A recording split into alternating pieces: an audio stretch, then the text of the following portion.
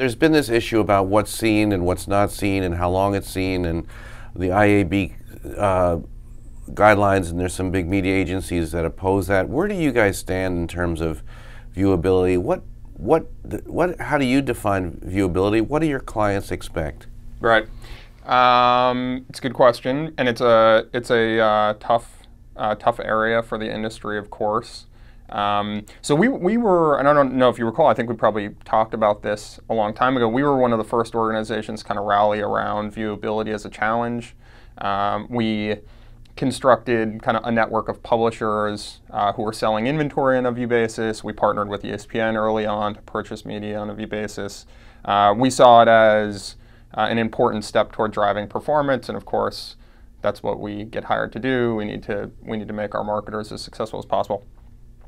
As it relates to viewability today, I think there's, or I know there's a lot more tools that can empower buyers and organizations like ours to monitor and manage the inventory that they source. We'd rather do that. We'd rather focus our efforts around actually monitoring the inventory and optimizing inventory for the greatest potential outcome. Again, success is predicated on someone actually being exposed to an ad, right? And if you don't kind of meet that minimum threshold, then certainly there's an issue. But for us, that's not where success ends. Success is actually about the behavior you're trying to encourage. So it's really for us like, hey, let's make sure we understand where we're getting the most success. That's going to be synonymous with viewability.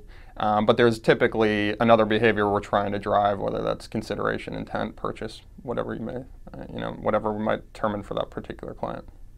So is viewability an issue for you as a buying video? And we understand you're also starting to buy audio. So yeah, kind of put that in context, would you? Yeah. So viewability. The challenge of viewability is really a cost-related one at the end of the day for us, right? If your inventory is not viewable, it drives up the effective cost and distance you from some sort of performance outcome, right? So we're trying to get people excited about a show. We're trying to get people to go to the movie studio. We're trying to get people to or go to the theater, I should say. We're trying to get people to go to a store. This is the intent behind the advertising that we're doing on behalf of our clients. If someone doesn't get exposed to the ad, not only did you pay for something that's not working, but you didn't drive any sort of performance outcome. So audio, the relationship to an audio type of a discussion like we were having earlier is, hey, it's harder to figure out how to, and figure out's the wrong word, but there isn't as much challenge as it relates to digital audio right now today. Things like ad blocking, fraud, viewability, they don't have as much of an impact there. So we still think it's a pretty clean transmission as it relates to communicating a brand message, and it can be very powerful. There are other challenges there, right? Like measurement, attribution becomes a little bit of a difficulty, but it's an interesting space for us because we don't have to deal with some of the challenges that are impacting the rest of the industry.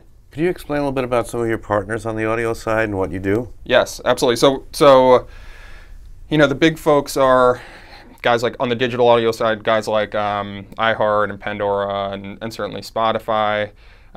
We leverage them in the same manner that we leverage terrestrial audio, meaning we look for national and local advertising opportunities that are meaningful. We support a whole bunch of local and national advertisers that lean into the media channel, the media channel. So Burger King, Geico, those are big audio advertisers. How we see that longer term is really into the increase of supply around audio. So you and I were chatting about this. There's these translation technologies, these companies that take written word and turn them into audio. Pretty interesting medium from a consumer behavior standpoint. Hey, it's hard to read all the time if I'm trying to multitask, as a very simple example. If I can convert that text copy, that article into audio, that's a meaningful user experience. Things like podcasting, of course, show us some strength in terms of consumption, but you can integrate brands in there really meaningfully as well. And we see that as a path to kind of overcoming some of the obstacles in the space. The big thing that we do, Horizon does at Ken, is just talk about partnership, right? Like what you want to try to do is have discussion that's either a look back, kind of a post-mortem on some partnership that's occurred, or a look forward, how are we going to evolve as an organization in conjunction with the Googles of the world, the Facebooks of the world, the Snapchats, whomever. It becomes kind of an opportunity to talk through roadmaps that are practical for marketers, that align well with our organization's culture, right? So like we have strategic partnerships that occur with a whole bunch of different people. Those benefit marketers. We're always evaluating those. The top-to-top meetings that happen out in Cannes, those are really about kind of shining a light on where we anticipate there being future opportunity. So people will say, like, what are your 3 primary goals as an independent organization, the largest independent organization, and how do we marry a partnership with a Facebook, a Google, Snapchat, whomever, to make sure that we're helping you guys be successful, and vice versa. And finally, Donnie, we were together in Miami not too long ago at the 4As, and it was a little bit, there was a little bit of a negative air to it, I would say, in terms of the state of digital advertising, a lot of concerns about ad blocking. Yeah. A lot of challenges, and it was kind of down in a way. I don't like. How do you sort of see the mood, or what do you expect? Are your clients like still enthusiastic? Are they cautious? What's kind of the mood of our digital media world now? Yeah, great. Another really great question. So my perspective is, marketers are looking at our space through a very complex optic. Why is it so hard?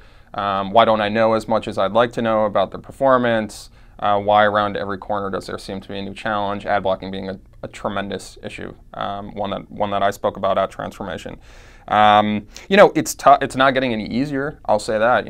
I feel like our organization spends a lot of time, resource, and energy justifying how to reach consumers most effectively. That's a media-based conversation. The evolution of that conversation is about driving really valuable experience for a consumer. And we talked, we talked about that a little bit in Miami.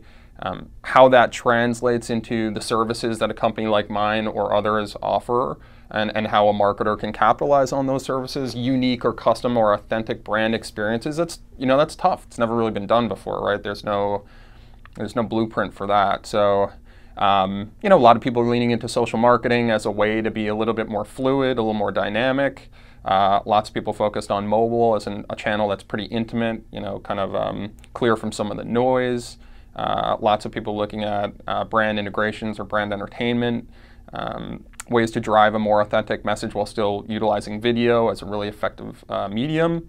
We're kind of approaching it from all angles, but for us, the conversation is moving quickly past what's the CPM to get a media or advertisement on X, Y, or Z site, and quickly to what type of a message do we want to convey, what type of an experience do we want to put out there in front of an audience opportunity. And that's exciting. I talked about it in Miami, you and I chatted about it briefly.